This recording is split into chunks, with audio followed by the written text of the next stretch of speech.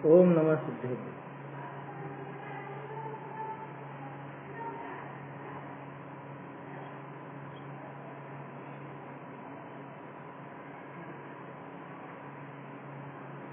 श्री जिन शासन गुरु मनो नाना विधि सुख का आत्महित उपदेश करे मंगलाचार करे मंगलाचार।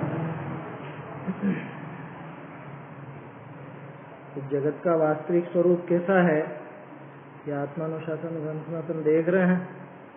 60वां छंद हो गया था कल, उसमें दिखाया कि ये घर कैसा है, ये बंधु कैसे हैं, ये पुत्र कैसा है, ये पत्नी कैसी है, या और जो भी सब परिजन हैं ये सब कैसे हैं।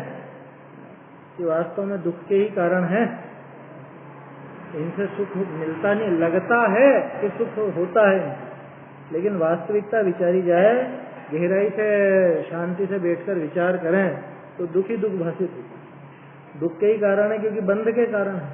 राग द्वेष बढ़ाने वाले हैं, और राग द्वेष बढ़ाने वाले माने दुख बढ़ाने वाले, क्योंकि राग द्वेष ही तो दुख का मूल है। राग द्वेष बोलो चाहे आकुलता बोलो एक ही बात है। तो जो रागादि बढ़ाता हो वो सुख का कारण तो कभी भी नहीं हो।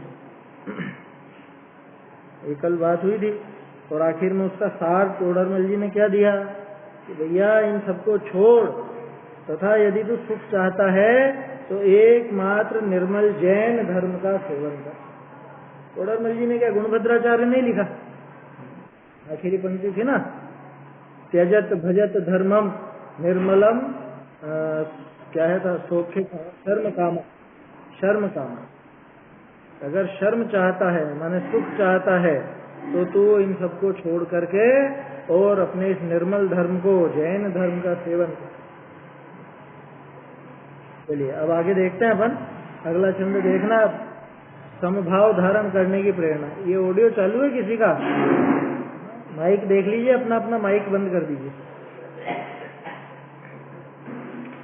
क्या कह रहे हैं? आगे को प्रश्न करे है कि ग्रहादिक तो हमको उपकारी नहीं। क्या प्रश्न कर रहा है वो कि ठीक है साहब, मानिए आपकी बात, ग्रहादिक तो हमको उपकारी नहीं, परंतु धन तो उपकारी होएगा है? ताका समाधान करें। क्या कह रहे हैं कि घर तो उपकारी नहीं है, परिवारजन तो उपकारी नहीं है, और लोग तो उपकारी नहीं है, लेकिन धन तो उपकारी होगा कि नहीं होगा? धन तो काम आता ही है साहब। सबसे ज्यादा संभाल के रखते हैं धन को, आया समझ में? बच्चे बच्चियों से भी संभाल के रखते हैं। या ये माइक चालू है किसी का? माइक बंद कर लीजिए।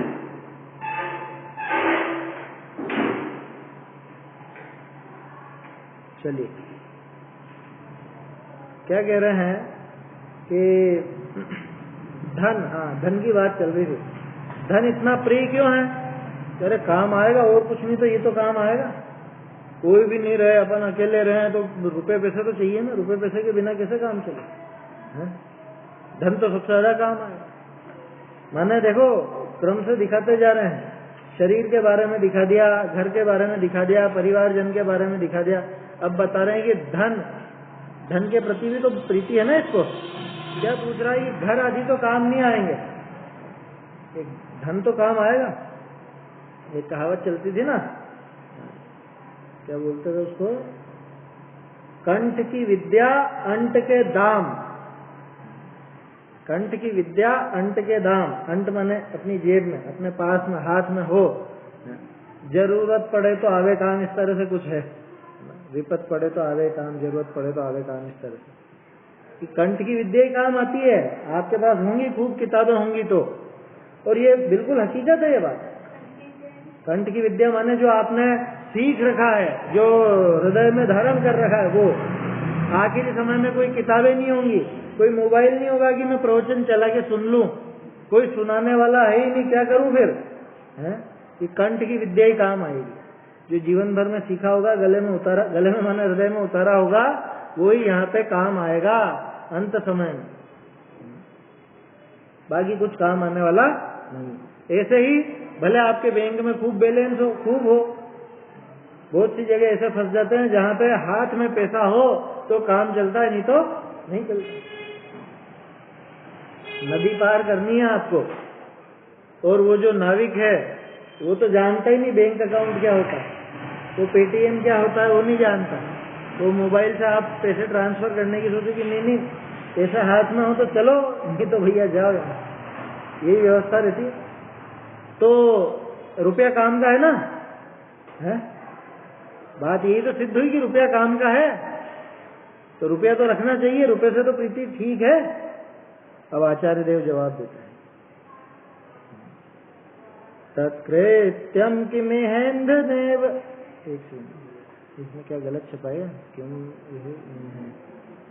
तत्कृत्यम किमिहेन्द्रनेरिव धनैराशाग्निसन्धुक्षणे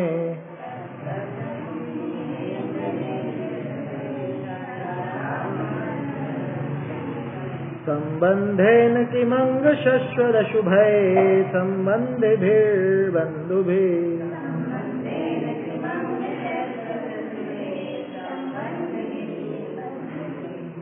किं मोहा हि महाबिलेन सदृशा देहेन गेहेन वा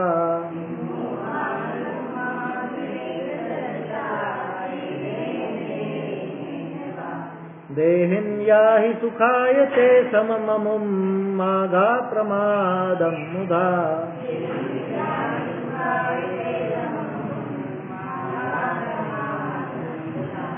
तत्कृत्यं किमिहेन्द्रनेरिव धनैराशाग्निसन्धुक्षणे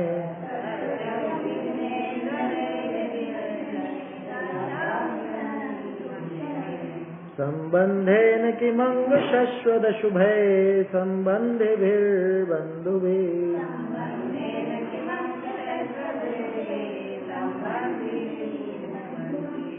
किं मोहा हि महाबिलेन सदृशा देहेन गेहेन वा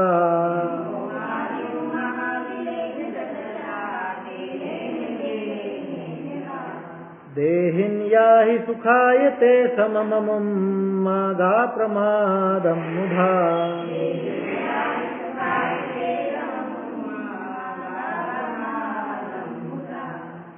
आशा नल को ईंधन सम उद्दीपन कारक धन से क्या कहो प्रयोजन पाप मूल संबंधी बंधुजनों से क्या कहो प्रयोजन महामोह अहिबिल समतन अथवा प्रासाद सौख्य हेतु समभाव प्राप्त कर हे प्राणी मत करो प्रमाद। तत्कृत्यम किम, कि उससे क्या काम, किम माने क्या, कृत्यम माने कार्य, उससे क्या कार्य, उससे क्या काम, किससे, धने, धन से। कैसा है धन, ईंधने एव, जो कि ईंधन के समान है, किसका,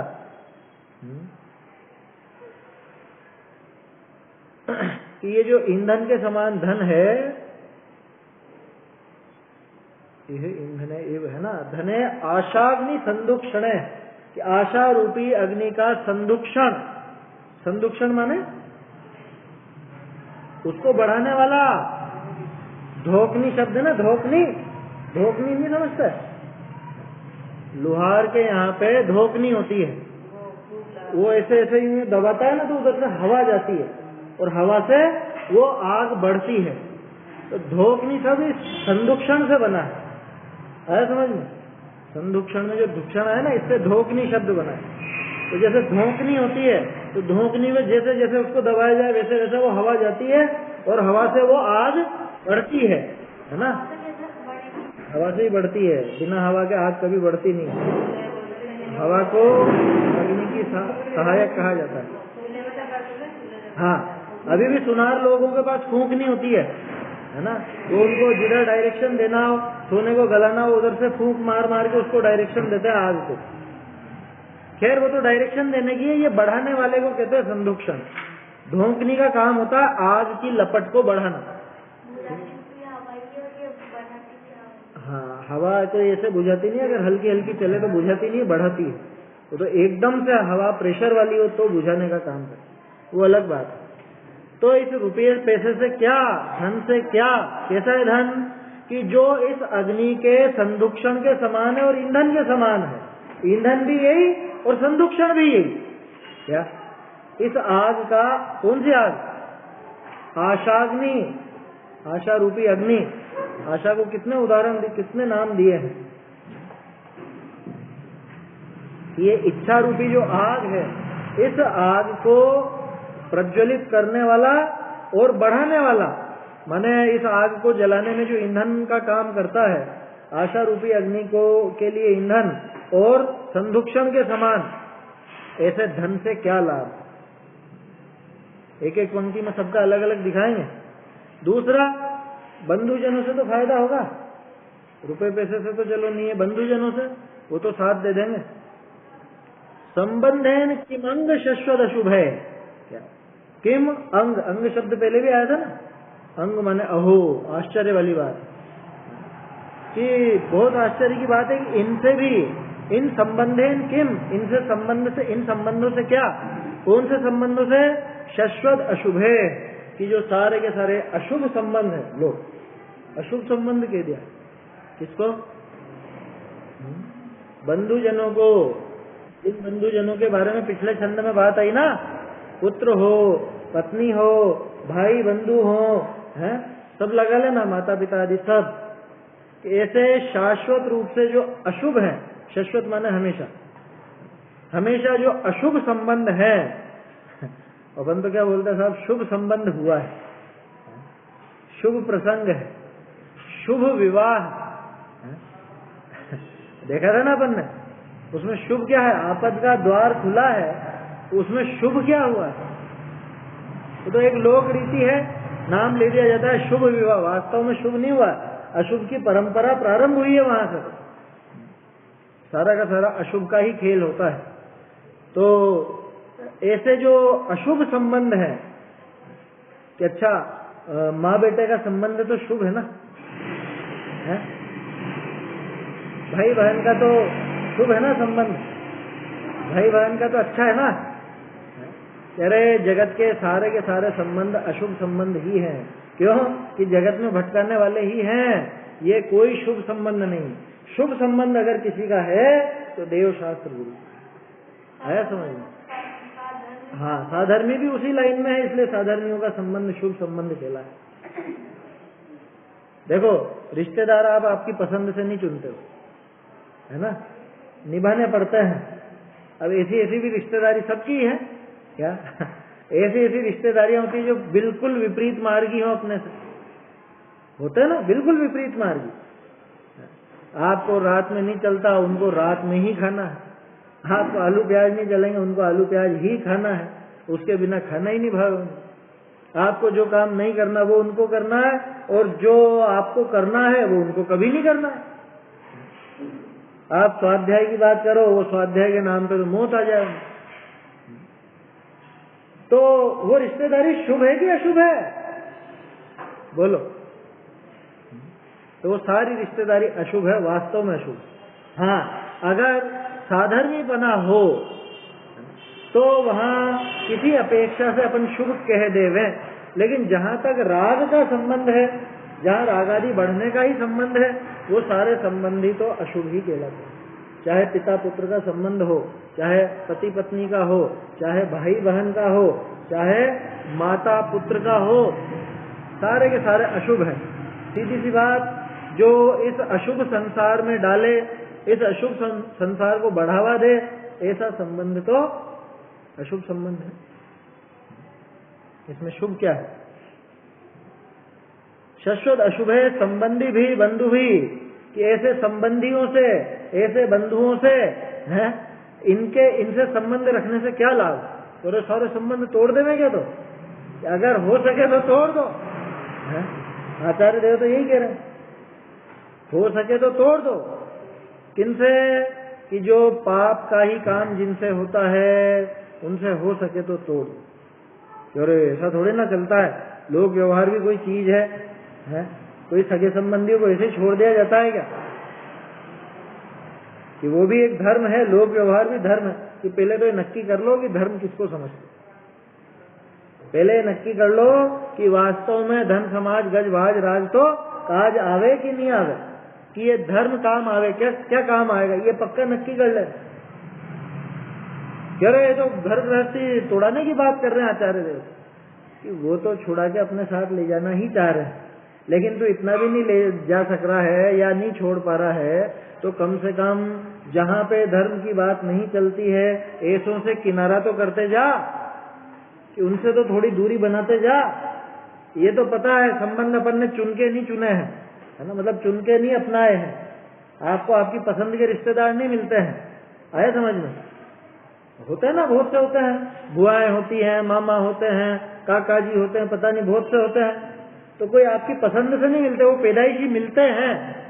उसमें अगर धार्मिक संबंध नहीं चलता है तो धीरे धीरे उसमें कटौती करते जाना चाहिए। कटौती का अर्थ कोई यूं नहीं है कि आप बिल्कुल ऐसे उनको क्या कहें, कोई बुराई की बात हो या कुछ ऐसा, ऐसा नहीं, कि अपने आप ही बोलचाल धीरे धीरे कम हो जाए, समेटने का काम। क्योंकि जितना बढ़ाएंगे उतना पाप ही बढ़ने वाला है और कुछ नहीं बढ़ने वाला है। समझ में ही बात? आपका मार्ग अलग, उनका मार्ग अलग है। जैसे वो है ना, एक बतलाओ कैसे निभे केर वेर को संग, वे डोलत रस आपने या के फाटा दंग। केर माने केला, बेर माने वो बेर जो होते हैं, बेर झाड़ी में होते हैं, उनमें होते हैं कांटे, और केले के पत्ते बहुत कोमल। ये डोलत रस आपने और या के फाटा दंग, मतलब वो झाड़ी तो हवा में अपने आप यूं हिलती है और इसके तो पत्ते बिल्कुल ऐसे हो जाते हैं, चित्रे चित्रे हो जाते हैं, फट जाते हैं। तो ऐसे संग कैसे निभेगा है?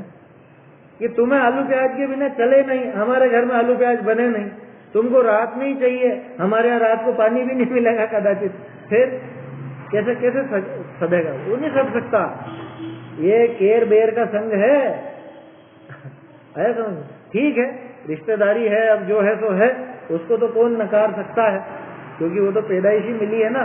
कोई इनकार थोड़ा कर सकते हैं कि आज से टूट गए सारे रिश्ते हैं और टूट गए सब, ऐसा ऐसा तो ऐसी बात नहीं कह रहे आचार्य देव। ये कह रहे हैं कि भैया जहां धर्म नहीं सधे उससे थोड़ा सा लिमिट करते जाए, उनके लिए भी भला है, अपने लिए भी भला है। वो चिढ़ते हैं अपने से तो ठीक है, अपन बात ही मत करो, आया समझ में? और अपने को भी वो डिस्टर्ब नहीं करेंगे। अरे ये ऐसे कोई संसार में बैठे हैं, घर गृहस्थी में बैठे हैं, या तो घर गृहस्थी देख लो या मोक्ष मार्ग देख लो, चुनना तो पड़ेगा।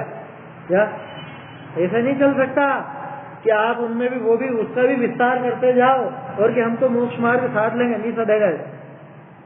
100% पक्की बात मानना, नहीं सधेगा। जिसको अभी लोक व्यवहार ज्यादा रुचता है, जिसको रिश्ते नाते ज्यादा रुचते हैं, उसको मोक्ष मार्ग नहीं रुच सकता।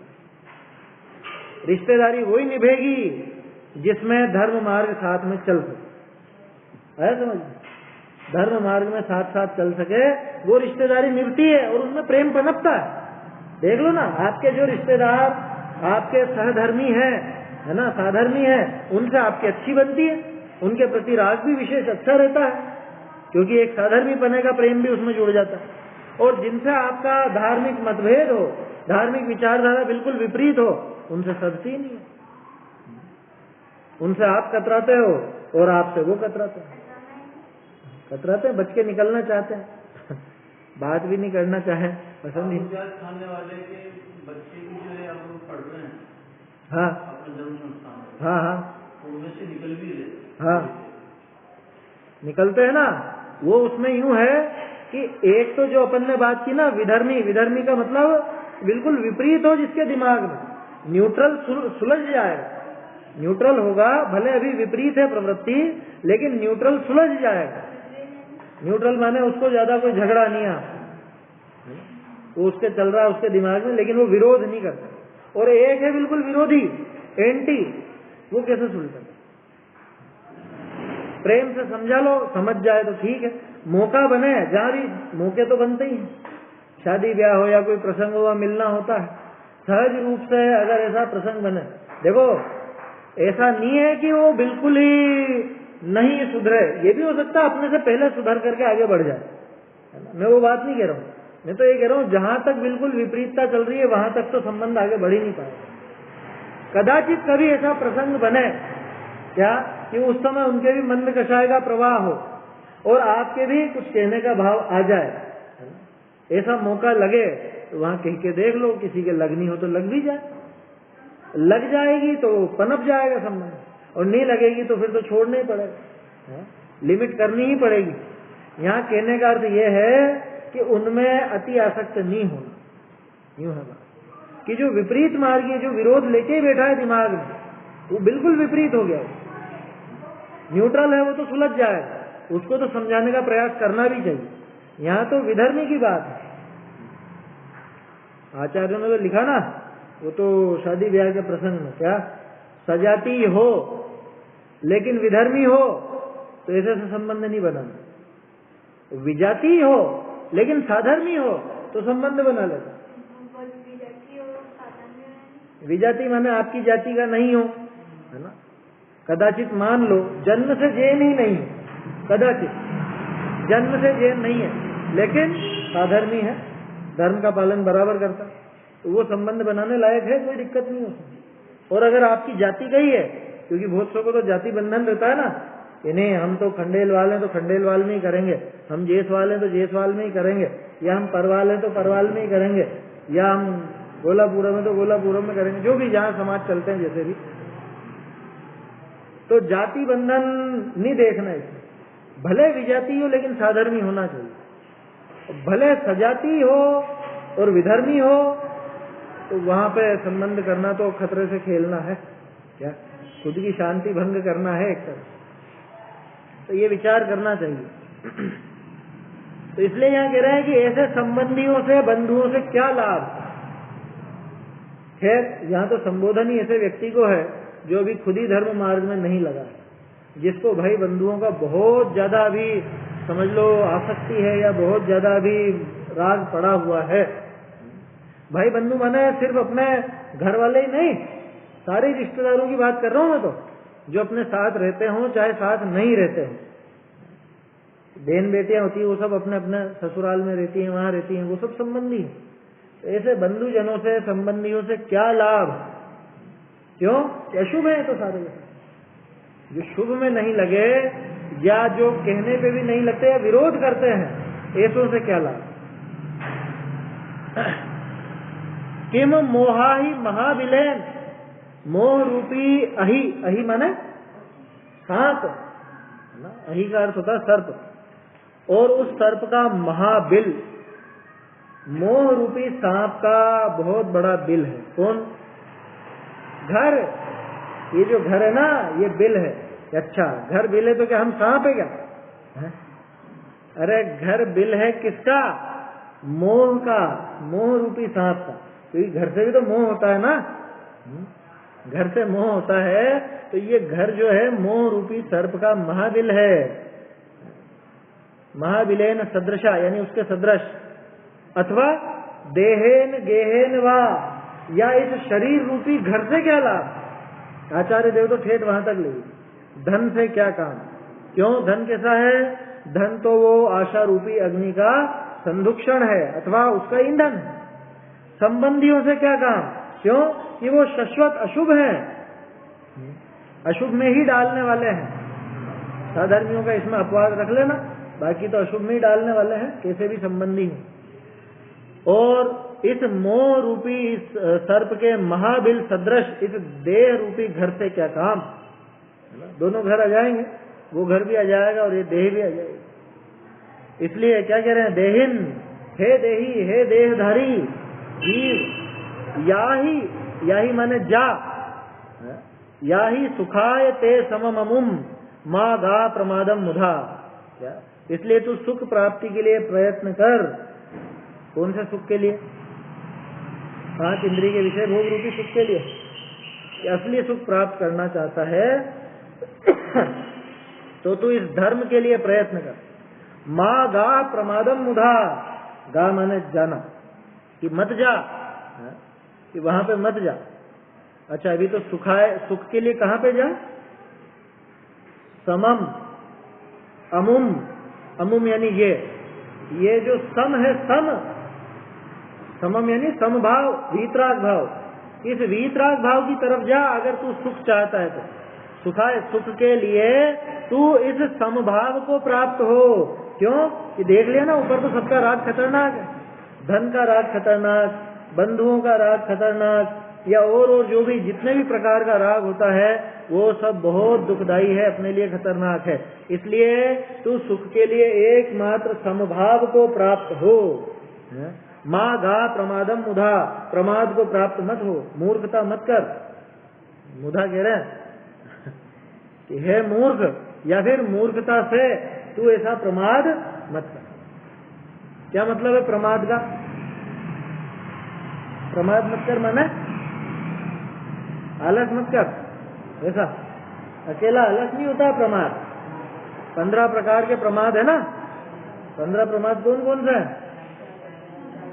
क्यों याद नहीं?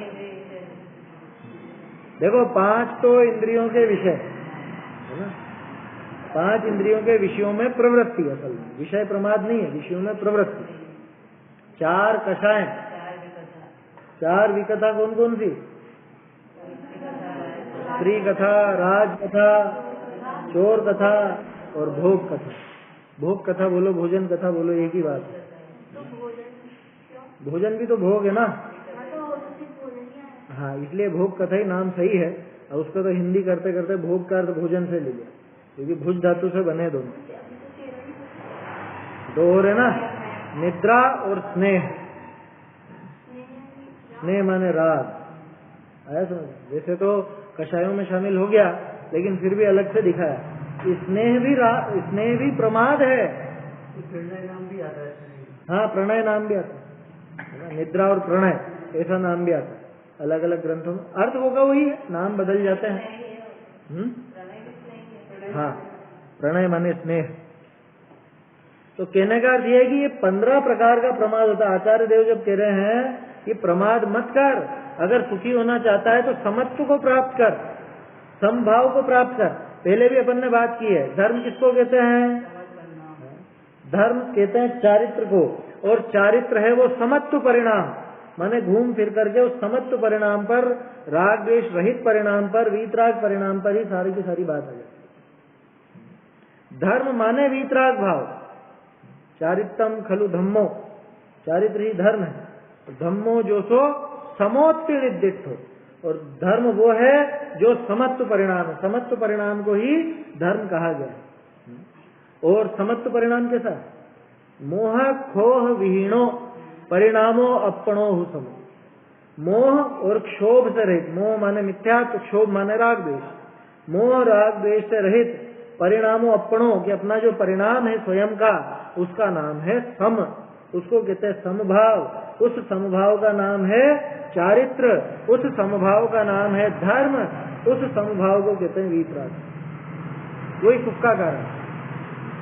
पीछे के चरणों में भी अपन ने देखा, दुख का कारण एकमात्र वो राग द्वेष, वो इच्छा, और सुख का कारण एकमात्र वीतराग भाव। आगे भी आएगा।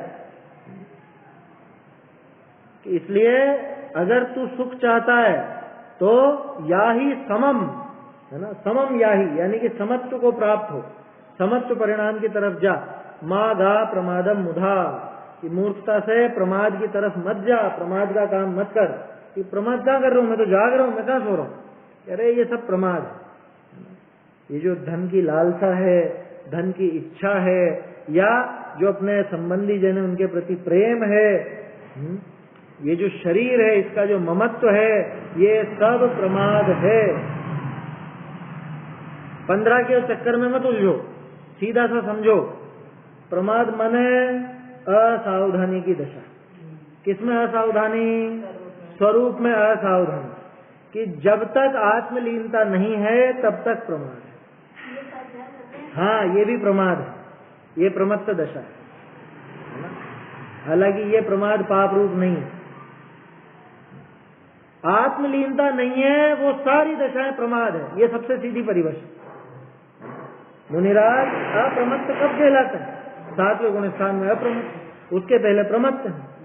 और वो प्रमत्त शब्द जो है पीछे के सारे गुण स्थानों में लागू पड़ता है। अंत्य दीपक है वो, 6ठे गुण स्थान में जो प्रमत्त विरत शब्द आया ना, उसमें प्रमत्त शब्द तो अंत्य दीपक है और विरत शब्द आदि दीपक है। उसके आगे विरत ही विरत है और उसके पहले के सारे प्रमत्त ही प्रमत्त है, क्योंकि वो आत्मलीनता नहीं है कि क्यों चौथे पांचवें गुणस्थान में भी तो आत्मलीनता होती है, फिर वो प्रमाद में कैसे? कि वो जरा सी देर की होती है, इसलिए उसको नहीं गिना। मुख्यतः प्रमाद की दशा रहती है, इसलिए उसको प्रमत्त ही कहा। तो ऐसा समझना चाहिए कि भैया प्रमाद की तरफ मत जा, कुल मिला के आत्मलीनता को प्राप्त। कहाँ लिखा रहा आत्मलीनता? यार समम लिखा ना, समम। समत्व परिणाम की अभी परिभाषा देखिए तो अपन ने, मोह और क्षोभ से रहित परिणाम। मोह और क्षोभ से रहित कब होगा परिणाम जी होगा? जब आत्मलीन होगा तभी होगा, बिना आत्मलीनता के कभी नहीं हो सकता, है ना? प्रैक्टिकली देख लो, कभी भी आत्मलीन होगा तभी वो राग द्वेष की प्रवृत्ति रुकेगी बुद्धिपूर्वक की, और वो बुद्धिपूर्वक राग द्वेष की प्रवृत्ति रुके, उसी का नाम वीतरागता है, उसी का नाम आत्मलीनता, उसी का नाम समत्व परिणाम है। तो समत्व परिणाम बोलो, अप्रमत्त दशा बोलो, आत्मलीनता बोलो, सुख बोलो, ये सब एक ही बात। अगर सुखी होना चाहते हैं तो ये प्रमाद को छोड़ करके सम भाव को प्राप्त होना चाहिए। चलो अर्थ देखते हैं। अर्थ, हे प्राणी, तू व्रथा ही प्रमाद को मति प्राप्त हो। क्या? व्यर्थ में प्रमाद मत कर, ये समभाव ताही सुख के अर्थ प्राप्त हो। समभाव को ही प्राप्त कर, इसको प्राप्त हो सुख के लिए। तेरे या धन करी कहा, इस धन से क्या? कैसा है धन? आशा रूप अग्नि के प्रज्वलित करवे को ईंधन समान है। और हे मित्र, तेरे निरंतर पाप के उपार्जन हरे, लो, तेरे निरंतर पाप के उपार्जन हरे ए संबंधी और बंधु, तिनके ममत्व करी कहा। अच्छा देखो, 2 दिन में अपन ने संबंधियों आदि सबकी बात की, लेकिन एक बात तो छूट ही गई कि इनके पीछे कितना पाप कमाता है ये बात तो अपन ने करी नहीं। माता पिता है, वो बच्चे के पालन पोषण के लिए और कितना कितना पाप कमाते हैं। अरे तुम्हारे लिए तो कर रहा हूं ये सब बोलते तो है, ऐसे डायलॉग तो घर घर में सुने जाता है। ये किसके लिए कर रहा हूं? तुम्हारे लिए ही तो कर रहा हूं। पत्नी है, बच्चे हैं और घर परिवार है, जिसकी भी जिम्मेदारी जैसी है, उसके लिए करते हैं। अब उसकी भी कहानी चलती है ना कि चलो तुमने बहुत काले धंधे किए, बहुत काले कारनामे करे, बहुत पाप किए, अब चलो नरक में। कह रहे इनको भी तो लेके चलो, इनके लिए ही तो करा मैंने सब, हम क्यों जाए? हमसे पूछ के किया क्या? उनका जवाब यही होगा, वो बच्चा तो यही कहेगा, मैंने तो नहीं कहा था कि तुम मुझे रात में खिलाओ, मैंने तो नहीं कहा था तुम बाजार की चीजें खिलाओ, मैं थोड़ा समझता था, तुमने खिलाया, तुम जानो तुम्हारा पाप। समझ में ही बात? तो माता पिता बच्चों के लिए या कोई भी व्यक्ति अपने घर वालों के लिए कितना पाप कमाता है। इसलिए यहाँ पे बंधुओं को बंध का मूल कहा था पिछले छंद में, और अभी भी इसीलिए कह रहे हैं कि ये अशुभ है, ये संबंध सारे अशुभ है। क्यों? क्योंकि इनकी वजह से ये अशुभ कमाता है। जैसे मान लो जो परिवार है, एक परिवार पूरा का पूरा, पहले तो उनके लिए जो कमाई की जाएगी उनके पालन पोषण के लिए, कोई व्यक्ति जो कमाने वाला है वो उनके पूरे घर वालों के पालन पोषण के लिए कमाएगा। कमाने में तो पाप ही, पुण्य तो कुछ है नहीं, है ना? कमाना कैसा भी हो, कमाई में पुण्य तो होता नहीं, पाप रूपी। तो पहला पाप तो वहां, उनके खाने पीने की सारी व्यवस्था वो उसकी जिम्मेदारी। खुद रात में नहीं खाता हो, खुद अभक्ष नहीं खाता हो, फिर भी बहुत से अभक्ष, बहुत से इस तरह के बच्चे को तो रात में दूध तो पिलाएगा, बच्चे को तो कुछ खिलाएगा, है? भले अन्न नहीं खिलाए, रोटी नहीं खिलाए, वो खिलाएगा। खुद ऐसे ऐसे पाप करता है, खुद नहीं खाए लेकिन उनके लिए करेगा क्या?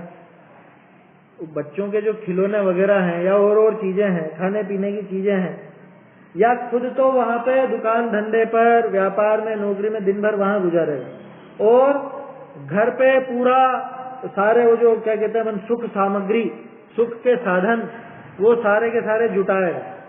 और वो सारे सुख के साधन पाप रूप है या पुण्य रूप है? सारे पाप रूप। कि मैं तो कभी 1 मिनट भी इस एसी में नहीं बैठा, मैं तो कभी इस कूलर में 1 मिनट नहीं बैठा, है? ये घर वाले ही बैठा करते हैं, यही करते हैं, तो इनको लगना चाहिए ना पाप। कि लाके किसने दिया, ये पाप किसने कमाया। इसलिए संबंधियों को यहाँ पे अशुभ कहा। ये सारा संबंध अशुभ का संबंध है। आप शुभ्रधाम ही, है ना, पूजन में पढ़ते हैं सभी, भोग परिजन करे आप शुभ्रधाम ही, कि खुद वहां नरक में भोगेगा और यहाँ ये भोगेंगे मजे। खैर इनको भी इनके परिणामों के अनुसार उनको भी फल लगता है, लेकिन बात तो ये है कि परिजनों के लिए स्वयं कितना पाप करता है, ये लिखा ना यहाँ पे, यही तो बात है।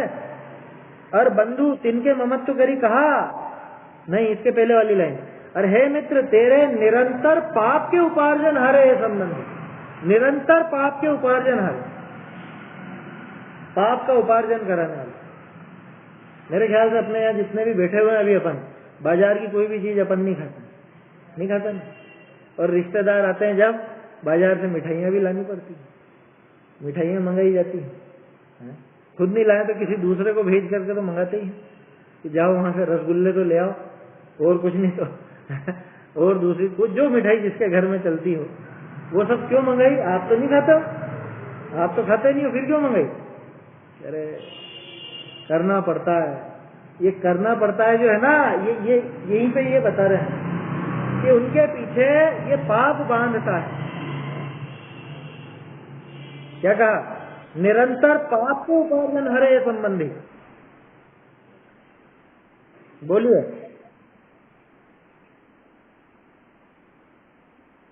हाँ हाँ हाँ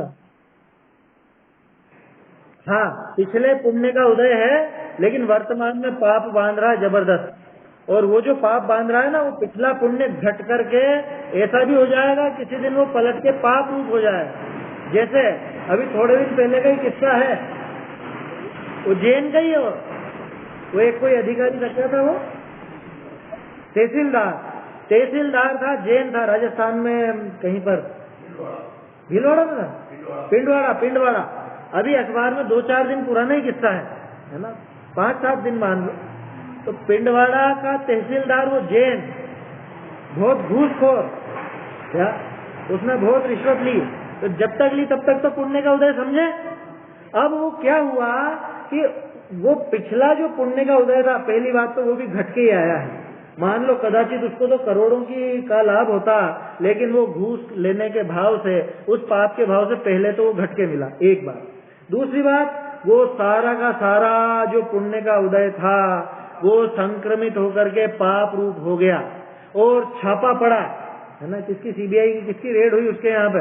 अब उसके बाद दोनों पति पत्नी मिलकर वो नोट जला रहे हैं। क्या नोट क्या करे, अब पकड़ में आएंगे तो और ज्यादा हालत खराब होगी, लेकिन वो तो देख ही लिया, सारी वीडियो बन गई उसकी। सीबीआई ने पकड़ लिया, कुछ नोट जलने से बच गए, वो भी पकड़ में आ गए, और नोटों को जलाने का केस चलेगा जो अलग,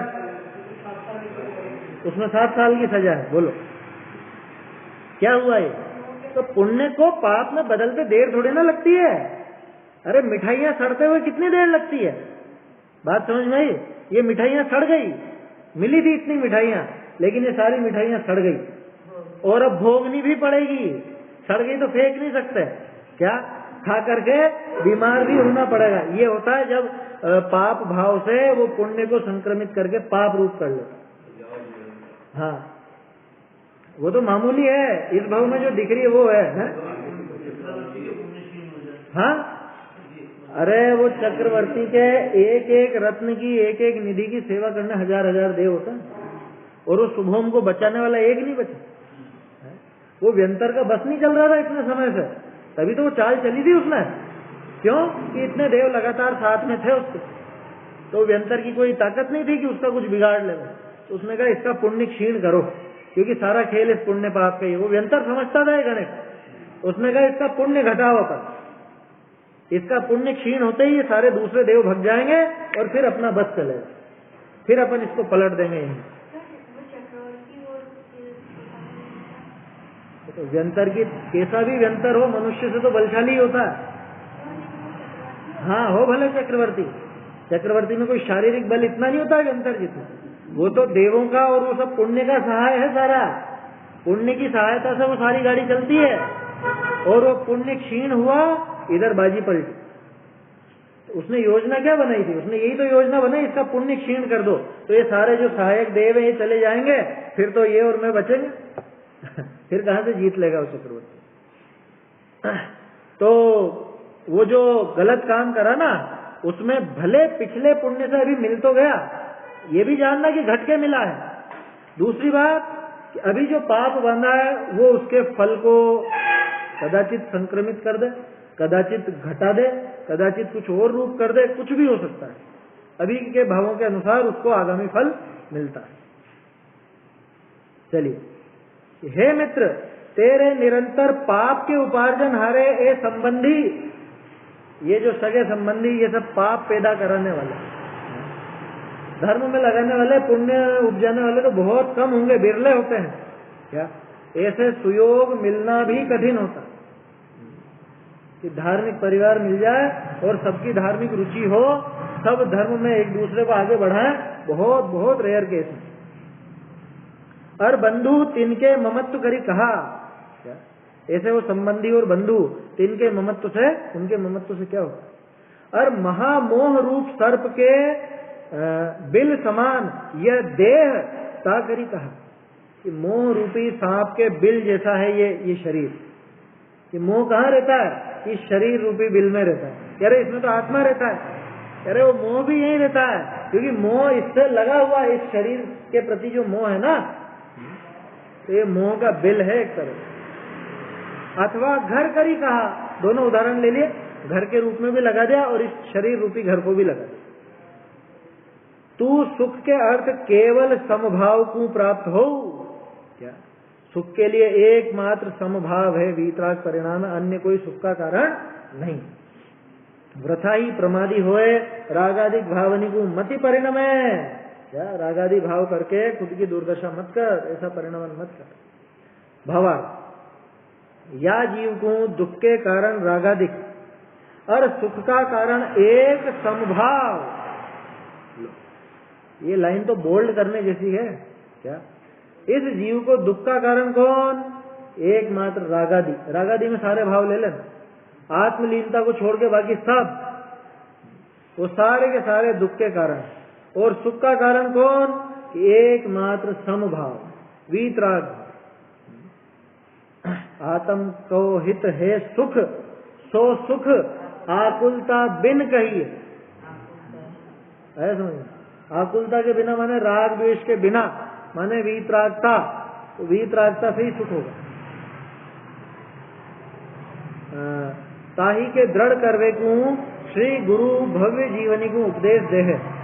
हे मित्र, तन धन भ्रात पुत्र परिवार घर और सब संबंधी दुख ही के कारण है, इनमें सुख नहीं, इनमें रंच मात्र भी सुख नहीं है। तू सुखाभिलाषी है तो प्रमादी मती हो, समभाव को भजी, एक मिनट, समभाव को भजी, लाभ अलाभ जीवन मरण बेरी बंधु है, बेरी बंधु राव रंक संपदा आपदा सब समजान, इन सब में समभाव धारण कर। तृण चौकी शिल शैल शिखर में, ये तो अलग है, ये तो अलग है, वो दूसरा बोल रहा था मैं। सुख दुख बेरी बंधु वर्ग में कांच कनक में समता हो, वन उपवन प्रासाद कुटी में नहीं खेद है। तो सब में समभाव रहे, ये भावना होनी चाहिए। बढ़िया भावना 32 बहुत जोरदार है, अनुवाद भी बहुत सुंदर है। क्या कह रहे हैं? मित्र तन धन भ्रात पुत्र परिवार घर और सब संबंधी, ये तो दुख के ही कारण। तू सुखाभिलाषी है तो प्रमादी मत हो। क्या कर कि समभाव को भज, माने समभाव को प्राप्त कर, चाहे लाभ हो जीवन में चाहे अलाभ हो, है ना, हानि हो लाभ हो, जीवन हो मरण हो। यहाँ तो मरण से घबरा के सारे पाप करने को तैयार हो जाते हैं, तो मरना नहीं चाहिए, बाकी सब कर लो।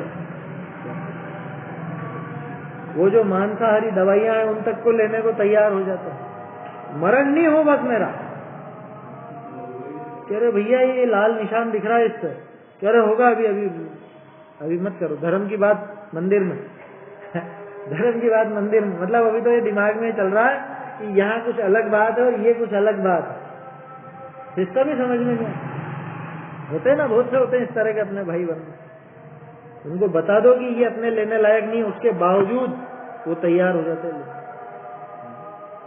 अरे उनसे तो भील अच्छा, क्या क्या छोड़ा था, एकमात्र कौवे का मांस, सारे मांस नहीं छोड़े थे, मांस तो खाता था वो, कौवे का मांस छोड़ा था। लेकिन जब नौबत आई उसी को लेने की, उसने कहा प्राण जाए तो जाए, ये नियम नहीं छोड़ने वाला, जिंदगी में एक ही तो ढंग का काम किया है, प्राण तो यूं भी जाने ही है, आज नहीं तो कल, तो उसमें क्या परवाह करना। तो जीवन मरण बैरी बंधु, कि चाहे कोई मित्र हो चाहे शत्रु हो, अरे मित्र महल मसान कंचन कांच निंदन स्तुतिकरण अर्घावतारण अति प्रहारण मैं सदा संतान। ऐसे, अरे वो तो मुनिराज की बात है, मुनिराज, अरे मुनिराज की नहीं है, वो अपने लिए प्रेरणा है कि भैया उसमें समभाव रखो। लौकिक में जो कोई जैन ना भी हो तो भी बहुत से जीव होते हैं इस तरह के, वो समभाव रखते हैं। अरे इसने गाली दे दी आपको, कोई बात नहीं, दे दी तो क्या हो गया, अरे ये आपकी बहुत तारीफ कर रहा होगा, क्या है समझ, परवाह नहीं करना, चाहे लाभ होता हो चाहे नुकसान होता हो। लोगों को लाभ होता हो ना ज्यादा, उसमें हार्ट अटैक आ जाता है वो समभाव नहीं रहा ना, तीव्र राग है तो उसमें अटैक आ गया उसको, समझ में आई बात।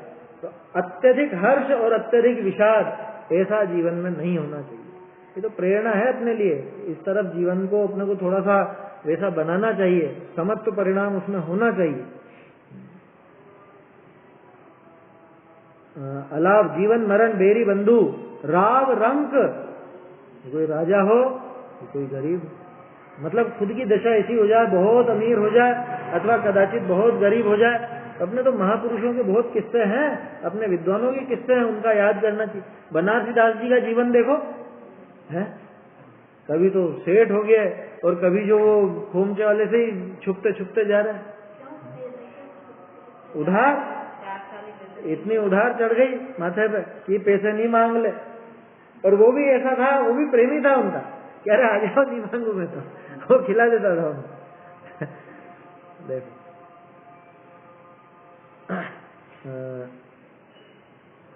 हाँ, संपदा आपदा, चाहे कैसे ही बहुत अच्छा प्रसंग बन जाए, चाहे बहुत विपत्ति आ जाए परिवार पर, सब समजान, कि इन सबको समजान। अगर सुखी होना चाहता है तो, नहीं होना चाहे तो फिर तो चल ही रहा है जीवन, जैसा चल रहा है अनादि काल से वैसा ही चलता रहे। आगे और बताएंगे क्या आगे, या समभाव के दृढ़ करने के अर्थ राज्य लक्ष्मी को त्याज्य कहे हैं, राज लक्ष्मी को भी त्याज्य कहेंगे आगे, समभाव की सिद्धि करने के लिए, उसको आगे बढ़ाने के लिए। वो छंद अपन फिर कल देखें।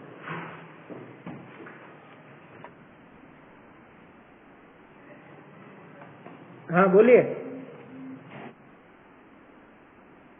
हाँ,